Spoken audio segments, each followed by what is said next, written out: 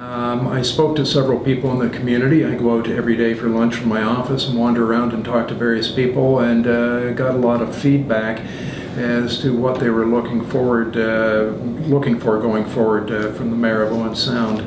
And I started to realize very strongly that there was a taste or an appetite for somebody new, somebody different than the two candidates that were there. And I believe strongly that I can do it, so I thought about it. The reason why it's taken me till now to actually file is that I wanted to put together the right team of people that will support me and fill some of those positions.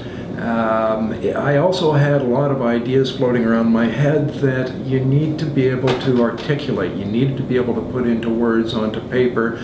And that took a long time for me, a couple of weeks, to really pull them out in my spare time, put them down on paper so I could read them, think about them, and say, is this what it is that I mean? And I wanted to be sure that I knew what I wanted. And it's interesting, from my years of practice in criminal law and family law and legal aid certificates, I spent a lot of time dealing with people that are financially challenged and have difficulties in this town.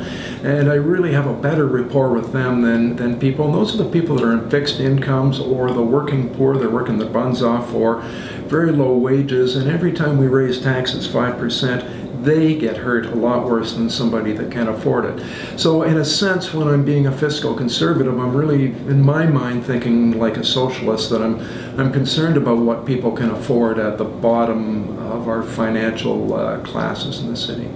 I have tried to be conscientious. I've always been prepared. I've always done my reading before I went to council, only asked questions that I really needed to. Learned very quickly not to come out with my final decision early in discussions, because often another councillor would point out something that I hadn't thought about, and that's what's so important about having 9 strong people at the table, is you do get really good ideas that you go, man, I never thought about that. So I've often sat back and listened to what the other councillors have to say and then form my opinion. But because I've done my reading, I've been prepared, I'm ready to make a decision usually at that time.